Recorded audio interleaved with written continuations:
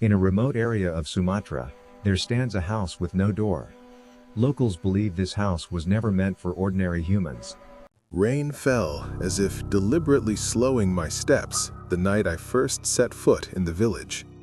It wasn't a downpour, but a consistent drizzle, making the chill creep slowly into my bones. This small village in Sumatra wasn't even clearly visible on digital maps.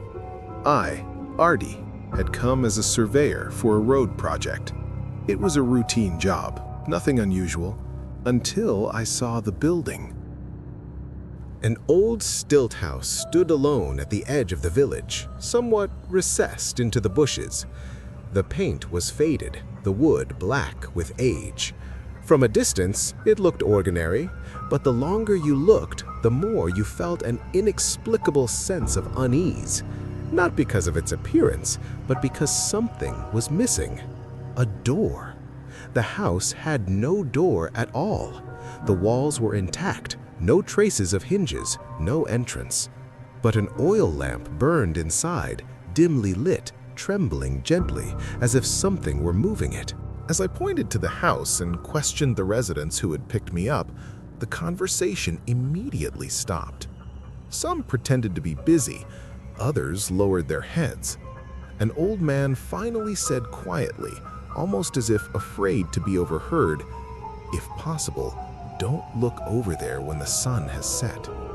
I chuckled, trying to lighten the mood, but none of them joined in. And just as the call to prayer for the evening prayer finished ringing out from the small prayer room, from the direction of the house came the sound of long, creaking wood, even though there was no wind blowing at all. I turned my head reflexively. On the front wall of the house, a shadow stood, upright, as if someone had been stuck to the wood. The first night I stayed at the village chief's guest house. The building was simple, but clean.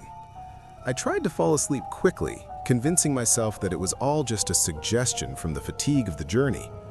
But around midnight, I was awakened by the sound of footsteps. Slow, steady, like someone walking barefoot on wet ground. The sound didn't come closer, but circled around. I slowly opened the window. From a distance, the doorless house was clearly visible in the moonlight, and the footsteps were circling the house. One circle, two circles, then they stopped. A moment of silence. Then, a knock was heard. Not from that house, but from my window. Knock, knock, knock. Slow and hesitant, like a hand that isn't sure it's still appropriate to knock. The next morning, I tried asking again. A shopkeeper finally agreed to talk, but kept her eyes on the road, as if afraid someone might overhear. She said the house had been there since before the village was founded.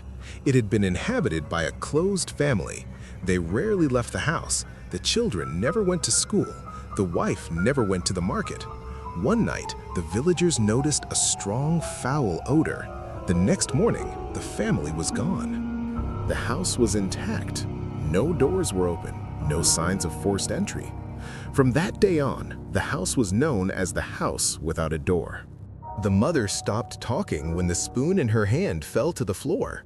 From the edge of the village, a long scream was heard, a cry for help, but it sounded like something was holding it back. The scream broke off abruptly, as if someone had forced their mouths shut. Fear turned to curiosity. The second night, I dared to approach the house.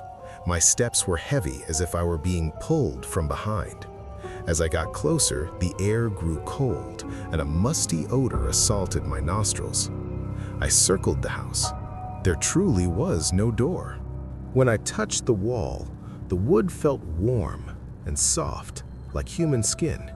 There was a faint pulse in my palm. I pulled my hand away quickly. From inside the house, a whisper came, calling my name in a voice too soft to be human. From that night on, my dreams changed. I was always inside that house. The room was narrow, dark, and without corners. The walls slowly moved closer. My breath was labored. On the wall, faces were pressed together, half fused with the wood. They opened their eyes and mouths simultaneously, staring at me unblinkingly. Among those faces was my own, pale, eyes blank, mouth moving soundlessly. I always woke before the wall closed in completely, and every time I woke, my fingernails were covered in wet dirt. On the third day, a young villager disappeared.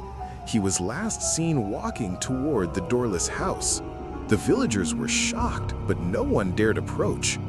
I went along to inspect the scene. His footprints were clear, until he stopped right in front of the house wall. There was no trace of entry. There was no trace of exit. It was as if he had disappeared in place. That night, I swear the house looks a little bigger. Not much, but enough for someone who keeps an eye on it to notice. I tried to leave the village, but the exit always brought me back to the same spot. The GPS was dead. The clock stopped. The sun seemed to hang in limbo, never truly day or night. Time seemed broken. And every afternoon, the Doorless House seemed closer, even though I never approached it again. An old woman finally came to my lodging. He said the house wasn't a home, it was a prison. Long ago, a powerful shaman imprisoned evil spirits by chaining them to a doorless structure. There was no way in, no way out. But he broke his greatest taboo, confining a living human with the spirits. From then on, the house had a will of its own. It was hungry, it was growing, and it was looking for a replacement. The next night, the house called. Cries, prayers, screams, all mixed together. The walls cracked, revealing black hands reaching for the air. My name was being called clearly. My legs trembled, but my body moved forward. Each step felt like surrendering myself. In front of the wood slowly parted, not like a door, but like a mouth.